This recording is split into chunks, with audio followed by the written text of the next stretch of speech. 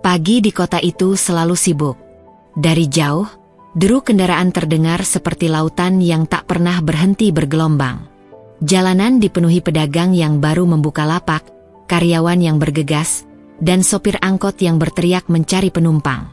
Di tengah semua hiruk-pikuk itu, ada satu pemandangan yang mungkin dianggap sepele oleh sebagian besar orang.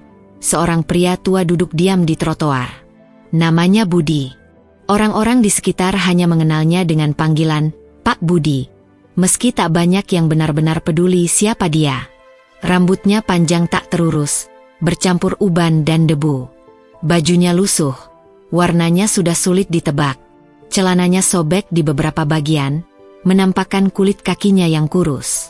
Ia duduk di depan sebuah toko elektronik besar, bersandar pada tembok dengan posisi yang selalu sama. Kaki dilipat, tangan terlipat di pangkuan, mata memandang kosong ke arah jalan. Budi tidak mengemis. Tidak ada kaleng bekas untuk menampung recehan di depannya. Tidak ada suara memelas yang memanggil orang agar memberi uang. Ia hanya duduk diam, seperti sedang menunggu sesuatu yang tak pernah datang. Kadang ia menarik jaket tipisnya lebih rapat, mencoba melindungi tubuh dari hembusan angin pagi yang dingin. Sesekali ia menghembuskan napas panjang, lalu kembali diam. Trotoar itu adalah rumahnya.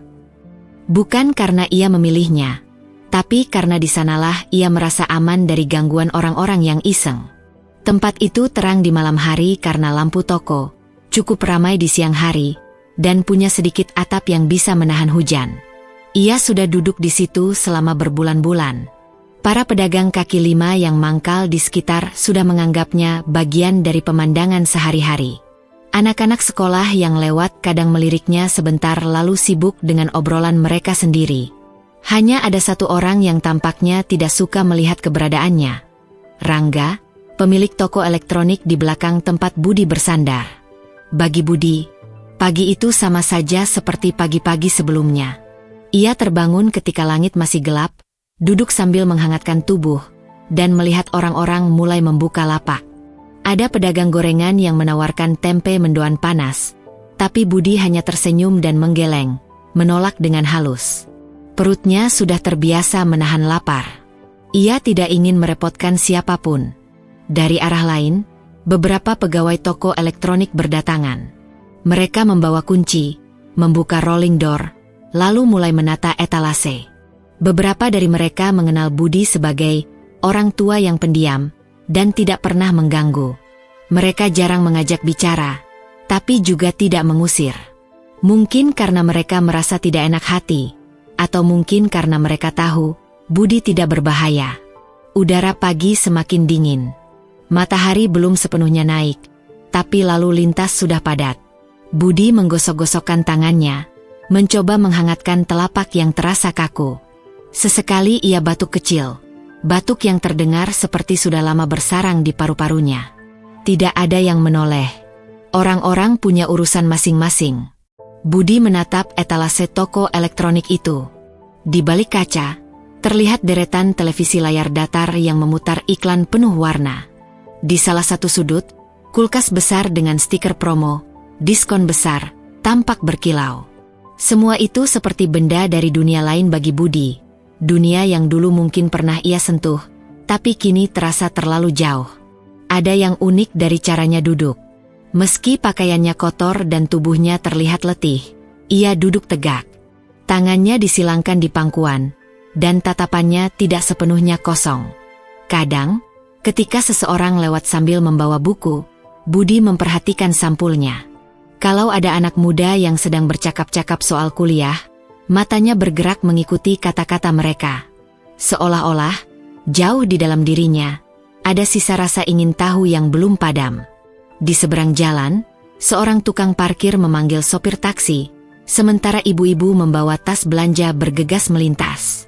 Semua sibuk. Tidak ada yang benar-benar memperhatikan pria tua di trotoar itu. Mungkin bagi mereka, Budi hanyalah satu dari sekian banyak gembel di kota besar. Keberadaannya dianggap biasa saja, seperti tiang listrik atau rambu lalu lintas. Tapi bagi Budi, setiap hari adalah perjuangan. Bukan hanya untuk makan atau bertahan hidup, tapi juga untuk tetap memegang sedikit harga diri. Ia menolak untuk mengemis. Kalau ada yang memberi makanan atau minuman, ia akan menerimanya dengan sopan dan berterima kasih, tapi ia tidak pernah meminta lebih. Mungkin itu sebabnya sebagian orang merasa segan mengganggunya.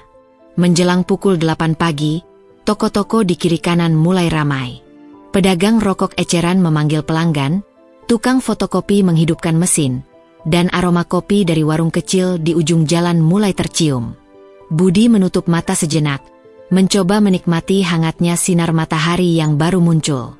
Sekilas, ia terlihat seperti orang yang sedang beristirahat setelah perjalanan panjang. Namun, di balik ketenangan itu, ada rasa was-was yang tidak pernah benar-benar hilang. Ia tahu, tidak semua orang senang melihatnya di sana. Kadang ia mendengar komentar pelan yang sengaja diucapkan keras-keras agar ia dengar. Ganggu pemandangan aja. Atau, pantas kota ini kotor. Komentar seperti itu sudah sering masuk telinganya. Ia tidak membalas.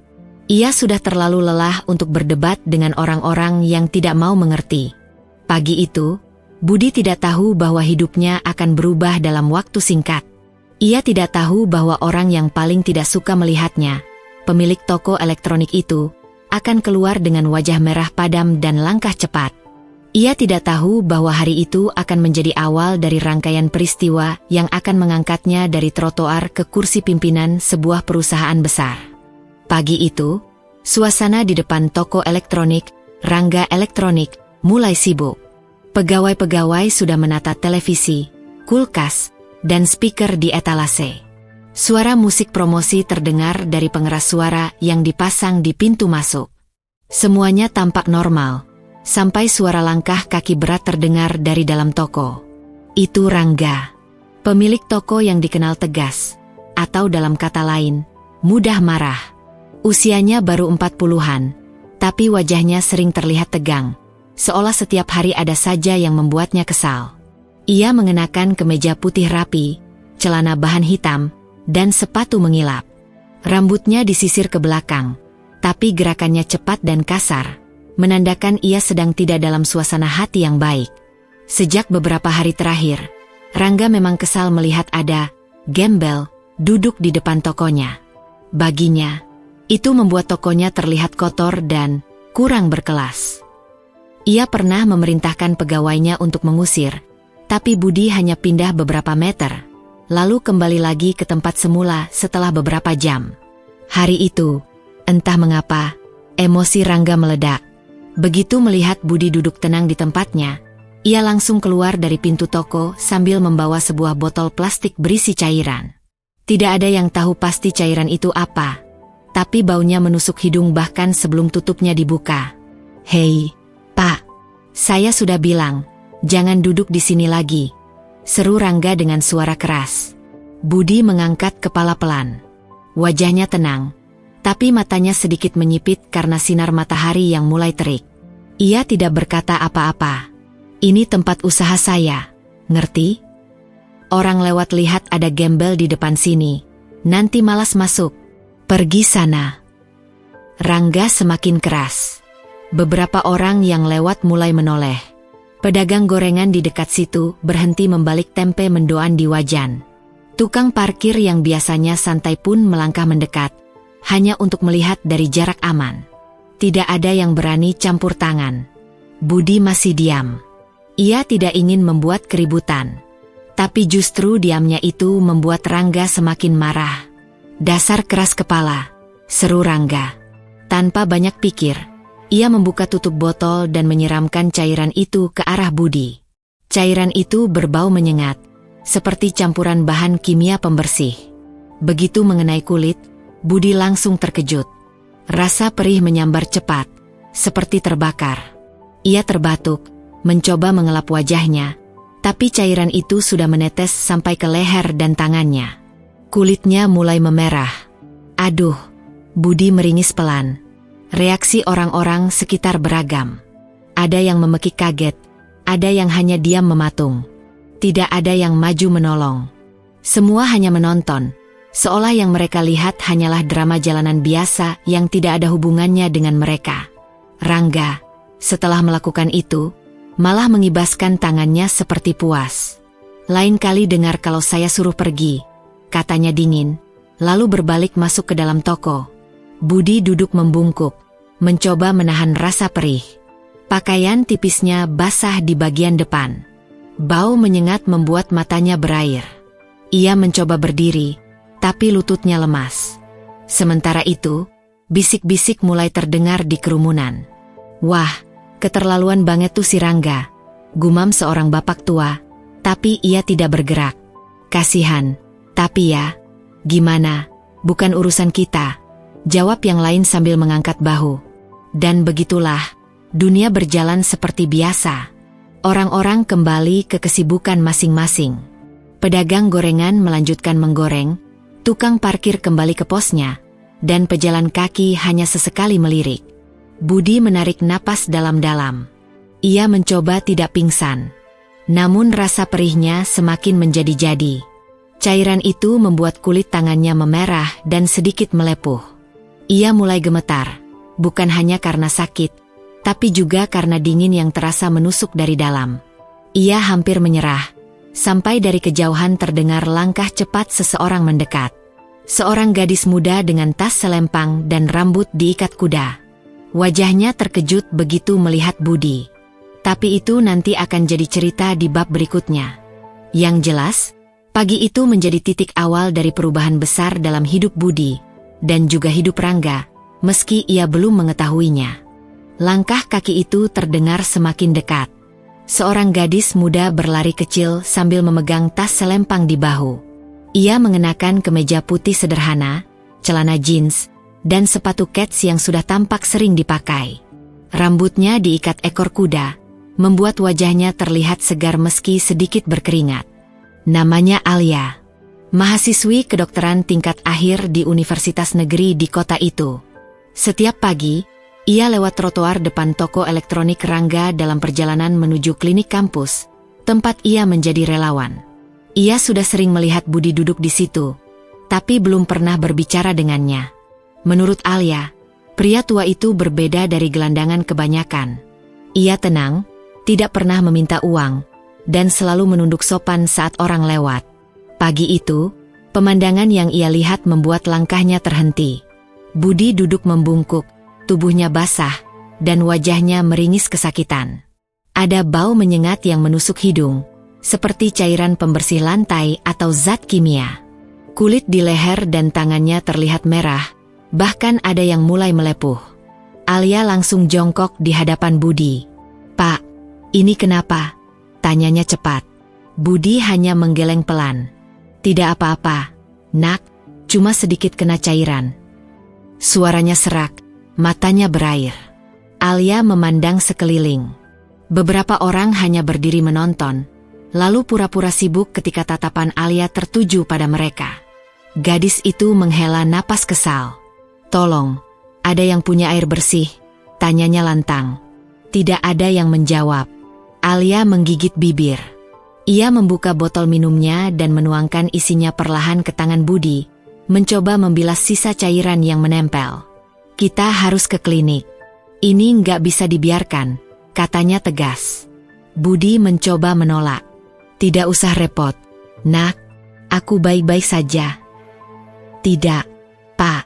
Luka seperti ini bisa infeksi," potong Alia. Ia membantu Budi berdiri, menyampirkan tasnya ke depan agar lebih mudah menopang tubuh pria itu. Meski tubuhnya kecil, Alia kuat dan cekatan. Mereka berjalan pelan menuju halte bus terdekat. Sepanjang perjalanan, Budi sesekali meringis, tapi tidak mengeluh. Alia berbicara seperlunya, memastikan Budi tetap sadar dan tidak pingsan. Saat bus datang, ia membayar 2 tiket tanpa menunggu Budi mengeluarkan uang. Perjalanan menuju klinik kampus memakan waktu sekitar 20 menit. Begitu tiba, Alia langsung membawa Budi ke ruang perawatan darurat. Ia memberi instruksi pada perawat lain untuk menyiapkan air steril dan salep luka bakar ringan.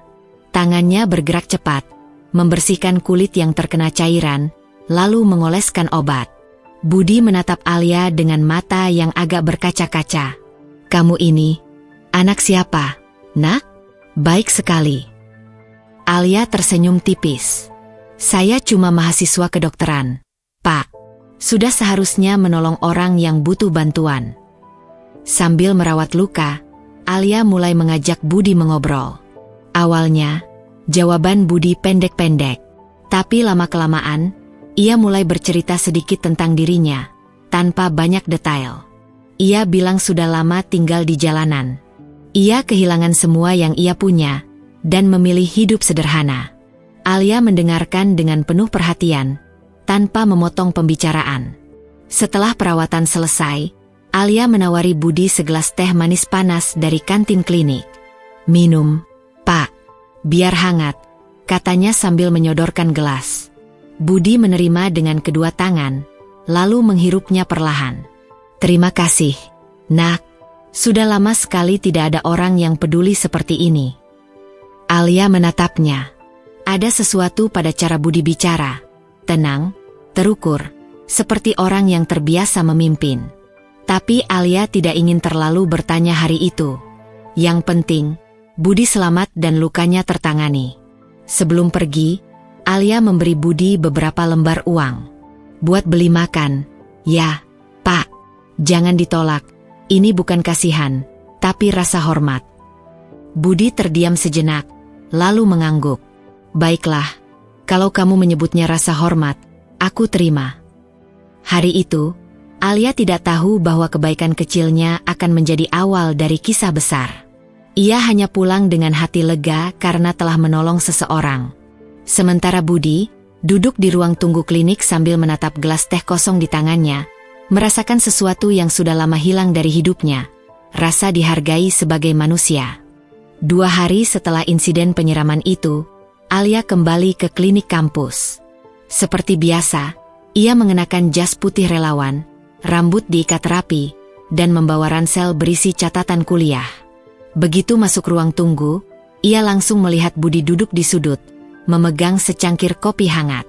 "Pak Budi, sudah datang duluan?" sapa Alia sambil tersenyum. Budi mengangguk pelan. "Sudah. Pagi-pagi udara dingin, jadi lebih enak menunggu di sini." Luka di tangannya sudah mulai mengering, tapi kulitnya masih kemerahan. Alia memeriksa sebentar, memastikan tidak ada tanda infeksi. "Bagus, sudah mulai membaik. Tapi jangan lupa dioles obatnya 2 kali sehari," katanya. Budi mengangguk. Setelah itu, suasana sempat hening. Alia duduk di sebelahnya, menunggu kalau Budi mau bercerita. Ia tahu, ada banyak hal yang belum ia mengerti tentang pria tua ini. "Nak Alia," suara Budi pelan, seperti ragu-ragu. "Ya, Pak." "Kamu pernah percaya sama orang, lalu dikhianati?" Pertanyaan itu membuat Alia terdiam sejenak. "Pernah, tapi tidak sampai merusak hidup saya." Budi tersenyum tipis, lalu mulai berbicara. Kata-katanya mengalir pelan, tapi teratur. Seperti seseorang yang sudah lama memendam cerita ini dan akhirnya menemukan orang yang mau mendengar. 20 tahun lalu, Budi bukanlah seorang gelandangan. Ia adalah pendiri sebuah perusahaan teknologi kecil bernama Bintang Cipta Teknologi. Mulanya, ia hanya seorang teknisi komputer rumahan.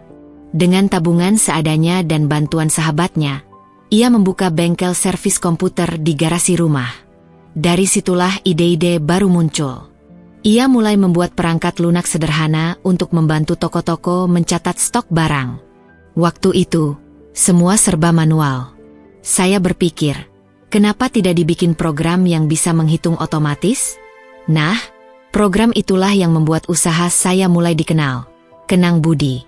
Pesanan datang dari berbagai kota. Perusahaannya berkembang.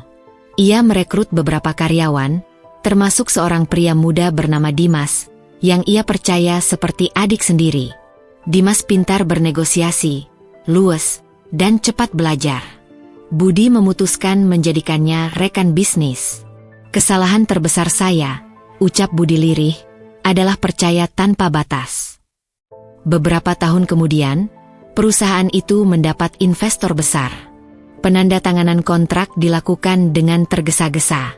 Budi tidak terlalu paham bahasa hukum, Jadi ia mengandalkan Dimas untuk mengurus semuanya. Ternyata, sebagian besar sahamnya berpindah tangan tanpa ia sadari.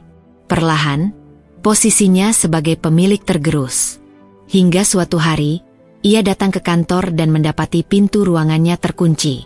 Dimas bilang, perusahaannya sudah tidak butuh saya. Semua yang saya bangun, direbut begitu saja. Alia terdiam. Ia bisa melihat betapa luka itu masih membekas. Bapak tidak melawan? Tanyanya. Budi menggeleng. Saya bukan tipe orang yang suka berperkara di pengadilan.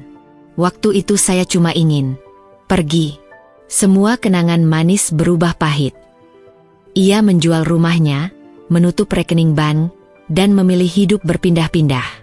Awalnya ia tinggal di rumah kontrakan kecil di pinggiran kota, tapi tabungannya lama-lama habis. Ia tidak mau bergantung pada siapapun. Sampai akhirnya, trotoar depan toko elektronik itu menjadi tempatnya berlabuh. Alia menghela napas. Pak, itu berarti Bapak dulu sukses besar. Budi tersenyum hambar. Sukses itu relatif, Nak. Kadang yang kita sebut sukses justru membawa kita pada kejatuhan. Ia menatap jendela klinik, memandang langit yang mulai mendung. Saya tidak menyesal kehilangan uang. Yang saya sesali adalah kehilangan kepercayaan pada manusia. Alia ingin mengatakan sesuatu, tapi ia tahu tidak ada kata-kata yang bisa menghapus pengalaman pahit seperti itu. Jadi ia hanya menepuk pelan bahu Budi. Pak, tidak semua orang seperti Dimas. Masih banyak yang tulus. Budi menatapnya, lalu tersenyum tipis. Mungkin kamu salah satunya. Mereka tidak tahu, percakapan sederhana itu akan menjadi penghubung penting untuk apa yang akan terjadi selanjutnya. Karena masa lalu yang Budi ceritakan ternyata belum selesai. Ada kejutan besar yang menunggu di tikungan waktu. Hujan turun deras malam itu. Budi duduk meringkuk di bawah atap toko elektronik yang sudah tutup. Jaket tipisnya tidak cukup untuk menahan dingin, tapi ia sudah terbiasa. Sesekali, ia menatap jalanan yang basah, tempat genangan air memantulkan lampu-lampu kota. Hidupnya, pikir Budi, seperti jalanan itu, dipenuhi pantulan kenangan masa lalu, tapi tak pernah benar-benar kembali seperti semula. Beberapa bulan sebelum insiden penyiraman cairan, sebenarnya ada sesuatu yang mulai bergerak diam-diam di belakang layar. Sesuatu yang Budi sendiri tidak tahu. Di sebuah gedung perkantoran mewah di Jakarta, sekelompok investor asing sedang membicarakan akuisisi besar. Mereka baru saja membeli Bintang Cipta Teknologi, perusahaan yang Budi dirikan bertahun-tahun lalu. Salah satu syarat akuisisi itu adalah menelusuri pendiri asli perusahaan, nama yang masih tercatat di dokumen lama, meski posisinya sudah lama dihapus. Proses penelusuran tidak mudah. Budi tidak punya alamat tetap, tidak aktif di media sosial, dan tidak ada catatan pajak beberapa tahun terakhir. Tapi tim hukum investor itu tidak menyerah. Setelah berminggu-minggu mencari, mereka menemukan jejaknya di data rumah sakit pemerintah, saat Budi pernah dirawat karena demam berdarah. Dari situ, mereka menemukan nama, tanggal lahir, dan beberapa informasi lain. Lalu, suatu sore, seorang pria bersetelan rapi datang ke trotoar tempat Budi biasa duduk. Wajahnya bersih, rambutnya klimis, dan ia membawa map coklat. Pak Budi, tanyanya sopan. Budi mengangkat kepala. Iya, saya. Ada apa? Perkenalkan, saya Andre, dari perwakilan investor PT Global System. Pria itu tersenyum. Kami mencari Bapak sudah lama. Budi mengernyit. Mencari saya? Untuk apa? Andre membuka map, mengeluarkan beberapa lembar dokumen. Bapak adalah pendiri sah Bintang Cipta Teknologi. Sesuai hasil akuisisi, kami memulihkan kepemilikan saham mayoritas Bapak. Semua hak dan keuntungan dikembalikan sepenuhnya. Budi menatap dokumen itu lama. Seolah kata-kata Andre adalah bahasa asing. Ini semacam lelucon, ya? Tidak, Pak. Ini legal. Kami bahkan sudah menyiapkan rekening atas nama Bapak. Semua dividen dari 3 tahun terakhir akan ditransfer, jelas Andre. Budi terdiam. Rasanya sulit mempercayai kata-kata itu. Ia sudah terlalu lama hidup tanpa apa-apa. Mendadak diberitahu bahwa ia memiliki kembali sebagian besar saham di perusahaan besar itu. Itu seperti mimpi yang datang terlambat. 2 minggu setelah pertemuan itu, rekening bank yang dibuka atas namanya sudah terisi angka yang sulit ia bayangkan. Tapi anehnya, Budi tidak langsung mengubah hidupnya. Alia, yang sempat diberitahu tentang kabar itu, bahkan sempat protes. "Pak, kenapa masih tinggal di jalan? Bapak bisa sewa rumah yang layak, beli pakaian baru, makan enak." Budi hanya tersenyum. "Alia, setelah kehilangan semuanya, saya sadar, rumah dan pakaian hanya memberi kenyamanan. Yang saya cari sekarang adalah ketenangan. Dan saya belum siap pindah dari sini." Alia menghela napas. "Tapi Bapak nggak bisa terus begini. Setidaknya, lindungi kesehatan Bapak." Budi mengangguk, tapi dalam hati ia masih bimbang. Baginya, kekayaan yang tiba-tiba kembali justru terasa seperti beban. Ia takut terjebak lagi dalam lingkaran keserakahan dan pengkhianatan. Waktu berlalu. Budi tetap hidup sederhana, meski kini ia diam-diam mulai membantu beberapa pedagang kecil di sekitar trotoar. Ia membayar sewa lapak seorang penjual gorengan selama setahun penuh tanpa menyebutkan namanya. Ia juga memberi modal kecil pada tukang parkir untuk memperbaiki sepeda motornya. Semua dilakukan tanpa publikasi. Budi merasa cukup dengan itu. Ia tidak mencari sorotan, hanya ingin menebus sedikit rasa sakit yang ia bawa selama ini. Yang ia tidak tahu, keajaiban yang datang itu akan membawa efek yang jauh lebih besar daripada sekadar saldo di rekening.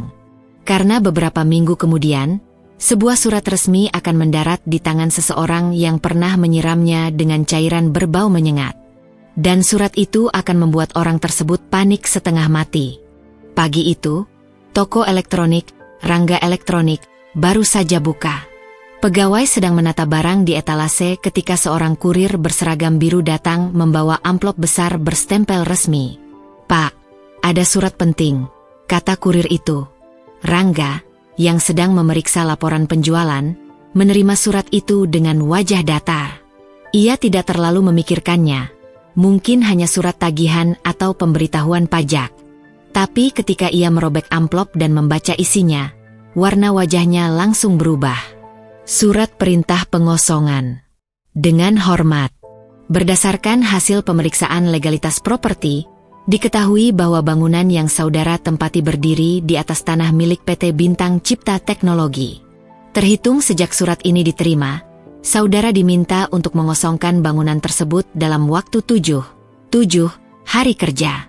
Surat ditandatangani oleh Direktur Utama, Budi Santoso. Rangga membacanya berulang kali.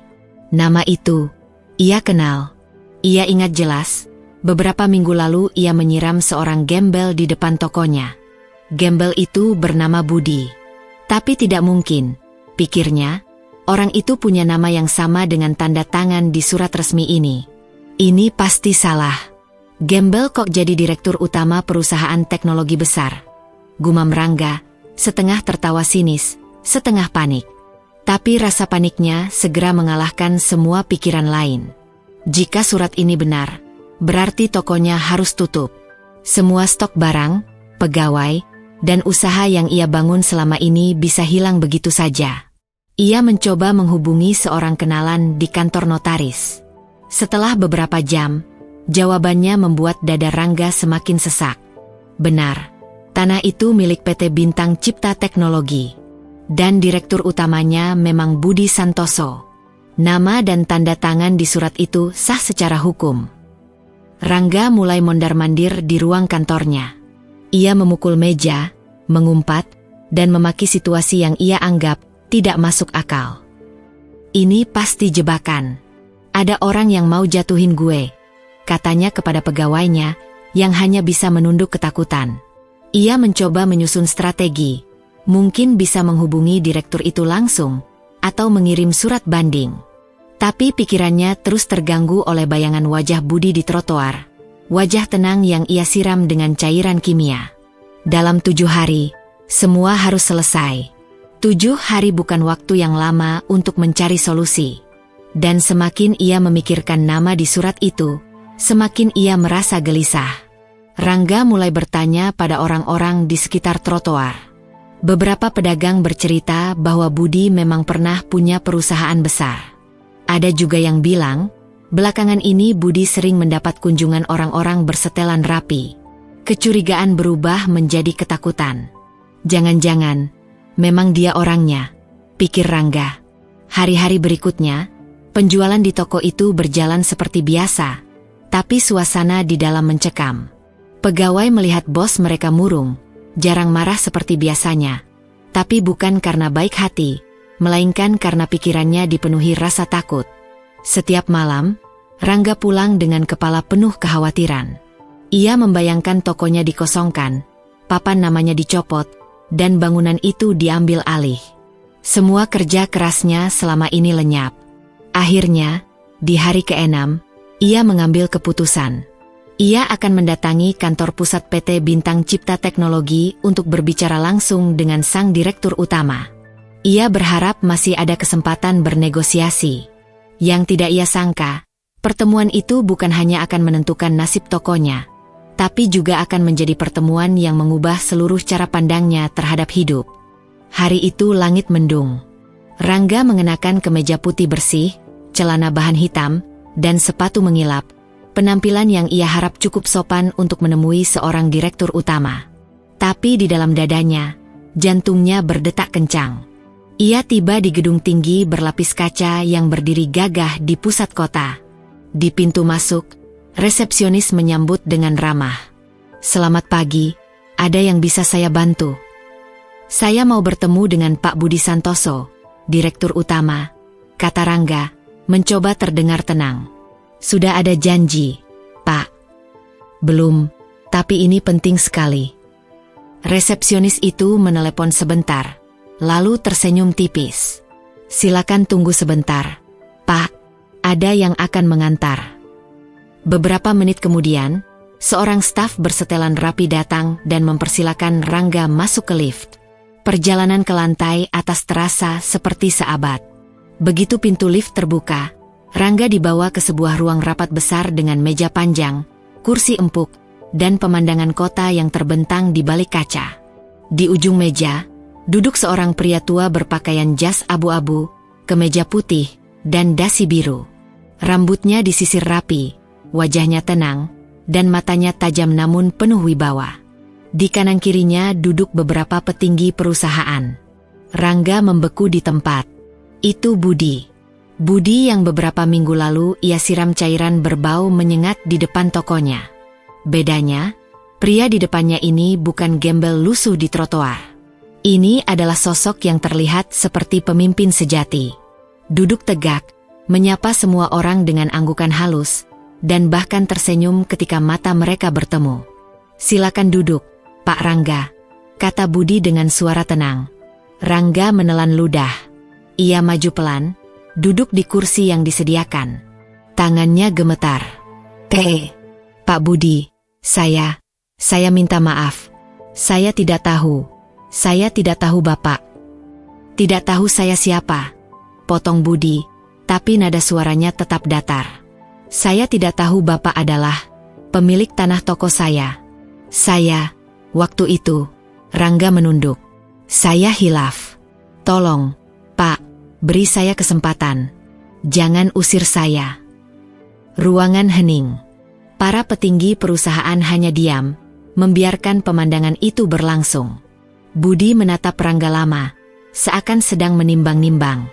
"Kamu tahu, Rangga, waktu itu saya duduk di trotoar bukan untuk mengganggu usahamu. Saya hanya butuh tempat berteduh. Kalau saja kamu menyapa dengan sopan, mungkin hari ini kita bertemu dalam situasi yang berbeda." Rangga terisak pelan. "Saya bodoh, Pak. Saya minta ampun." Budi menghela napas. "Rangga, saya sudah lama belajar satu hal. Membalas dendam itu tidak akan membuat hidup saya lebih baik. Tapi mengubah orang, itu lebih berarti." Ia menoleh ke salah satu direkturnya. Batalkan pengosongan. Beri dia waktu. Tapi, Budi menatap Rangga lagi, kali ini lebih tajam. Dengan satu syarat, kamu akan memimpin program sosial perusahaan ini untuk membantu para tunawisma. Gaji tetap ada, tapi pekerjaan ini bukan main-main.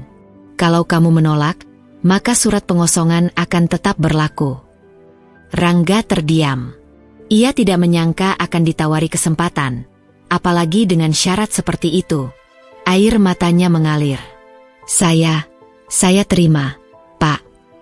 Budi mengangguk pelan. Bagus. Karena mungkin, Rangga, kamu akan belajar bahwa orang yang kamu anggap rendah kadang punya pelajaran hidup yang jauh lebih tinggi dari yang kamu kira. Rapat dilanjutkan dengan urusan lain, tapi di hati Rangga, kata-kata itu terus terngiang. Ia datang dengan rasa takut, pulang dengan rasa malu sekaligus harapan baru. Yang ia tidak tahu, perubahan itu baru saja dimulai. 3 bulan telah berlalu sejak pertemuan Rangga dan Budi di ruang rapat megah itu. Banyak yang berubah. Rangga, yang dulu arogan dan cepat marah, kini setiap pagi bukan lagi berdiri di depan tokonya untuk mengawasi pegawai, melainkan di sebuah pos kecil di pusat kota. Pos yang menjadi tempat koordinasi program peduli jalanan, proyek sosial yang baru diluncurkan oleh PT Bintang Cipta Teknologi. Program itu sederhana, tapi punya dampak besar. Menyediakan makanan, pakaian bersih, layanan kesehatan gratis, dan pelatihan keterampilan untuk para tunawisma. Semua dibiayai penuh oleh perusahaan, dan Rangga bertugas sebagai kepala lapangan. Awalnya, Rangga merasa pekerjaan ini berat. Bukan hanya karena ia harus mengatur jadwal distribusi makanan atau memastikan stok obat cukup, tapi karena ia harus berhadapan langsung dengan orang-orang yang dulu mungkin akan ia jauhi. Setiap kali ia membagikan makanan atau menyapa mereka, ia teringat pada wajah Budi waktu disiram cairan di depan tokonya. Rasa malu itu menjadi cambuk yang membuatnya bekerja lebih keras. Suatu siang, Budi datang berkunjung ke pos. Ia tidak mengenakan jas mahalnya, melainkan kemeja santai dan celana panjang sederhana. Rambutnya agak berantakan karena angin. "Bagaimana programnya, Rangga?" tanya Budi sambil melihat tumpukan kardus berisi baju layak pakai. "Berjalan, Pak. Bahkan lebih banyak relawan dari yang saya kira," jawab Rangga sambil menunjukkan papan data distribusi. Budi tersenyum. "Bagus. Kamu mulai mengerti, kan, bahwa bisnis itu bukan hanya soal keuntungan, tapi juga kebermanfaatan." Rangga mengangguk. "Iya, Pak. Dulu saya pikir, orang yang duduk di depan toko itu cuma pengganggu. Sekarang saya tahu, mereka semua punya cerita. Sama seperti Bapak punya cerita sendiri." Budi menatap Rangga, kali ini lebih hangat. "Kamu berubah, Rangga. Itu yang saya harap dari awal." Sore itu, setelah Budi pulang, Rangga duduk di kursi plastik dekat pintu pos. Ia memperhatikan seorang anak kecil berlari-lari sambil tertawa, memegang roti yang baru saja ia terima dari salah satu relawan. Wajah anak itu penuh kebahagiaan sederhana, sesuatu yang dulu tidak pernah ia pedulikan. Rangga teringat kata-kata Budi di ruang rapat. "Kalau saja kamu menyapa dengan sopan hari itu, mungkin aku justru akan membantumu." Kalimat itu terus terngiang. Ia sadar, dalam hidup, satu tindakan kecil bisa mengubah segalanya, entah jadi bencana atau jadi berkah. Beberapa minggu kemudian, perusahaan mengadakan acara besar untuk mempresentasikan hasil program sosial tersebut kepada publik. Aula hotel mewah penuh oleh media, pejabat kota, dan tokoh masyarakat. Di panggung, ada spanduk besar bertuliskan, "Dari trotoar ke harapan, kolaborasi untuk masa depan." Budi, sebagai direktur utama, memberi sambutan singkat. Lalu ia memanggil Rangga ke panggung untuk menceritakan pengalamannya. Rangga melangkah dengan langkah mantap, tapi matanya berkaca-kaca. "Saya berdiri di sini bukan sebagai orang sukses atau pemilik toko. Saya berdiri di sini sebagai orang yang pernah salah dan beruntung diberi kesempatan kedua." Ia menceritakan kejadian penyiraman itu tanpa menutupi kesalahannya. Ia menceritakan bagaimana ia melihat Budi hanya sebagai gembel, dan bagaimana semua itu berbalik. Para hadirin terdiam, lalu memberikan tepuk tangan panjang ketika Rangga berkata, "Balasan terbaik bukanlah membalas perbuatan buruk dengan buruk yang sama, tapi mengubah orang itu menjadi lebih baik. Dan itulah yang dilakukan Pak Budi untuk saya." Budi hanya tersenyum dari kursinya. Baginya, tepuk tangan itu bukan untuk Rangga saja, tapi untuk semua orang yang percaya bahwa perubahan itu mungkin. Setelah acara selesai, beberapa wartawan mewawancarai Budi. Salah satunya bertanya, "Pak, kenapa Bapak tidak membalas dendam pada orang yang jelas-jelas pernah menyakiti Bapak?" Budi menjawab singkat, tapi penuh makna. "Kalau saya membalas, saya sama saja seperti dia waktu itu. Tapi kalau saya mengubahnya, mungkin dia akan mengubah orang lain. Dan perubahan yang menyebar itu jauh lebih kuat daripada dendam." Malam itu, Rangga duduk di warung kopi kecil dekat rumahnya. Ia kini tinggal di rumah kontrakan sederhana, bukan lagi di atas toko besar. Toko itu sendiri masih ia kelola, tapi dengan cara yang berbeda. Pegawai diberi upah layak, dan sebagian keuntungan disalurkan untuk program sosial. Ia menyesap kopinya, lalu menulis di buku catatan, "Hari ini, aku belajar bahwa menghargai orang lain bukan pilihan, tapi kewajiban. Karena kita tidak pernah tahu, orang yang kita rendahkan hari ini bisa jadi orang yang menolong kita besok." Beberapa bulan kemudian, Rangga dan Budi kembali bertemu di trotoar tempat semua ini bermula. Trotoar itu kini bersih, rapi, dan ada bangku kayu di sudutnya. Budi duduk di salah satu bangku, mengenakan sweater abu-abu. Rangga datang membawa 2 gelas kopi panas. Ia menyerahkan satu kepada Budi. "Trotoar ini berubah, Pak," kata Rangga. Budi tersenyum. "Bukan cuma trotoarnya, orang-orangnya juga." Mereka duduk dalam diam, menikmati kopi, memandang lalu lalang orang. Tidak ada kemewahan di momen itu, tapi ada ketenangan yang sulit dijelaskan. Alia, yang kebetulan lewat, melambaikan tangan. "Pak Budi, Pak Rangga." Ia menghampiri mereka, lalu ikut duduk. "Lihat, kan? Saya sudah bilang, dunia itu berputar. Kadang kita di bawah, kadang di atas. Tapi yang penting, jangan lupa jadi manusia dimanapun kita berada." Budi dan Rangga tertawa kecil. Lalu mereka bertiga duduk sambil mengobrol ringan, sementara matahari sore pelan-pelan tenggelam di balik gedung-gedung kota.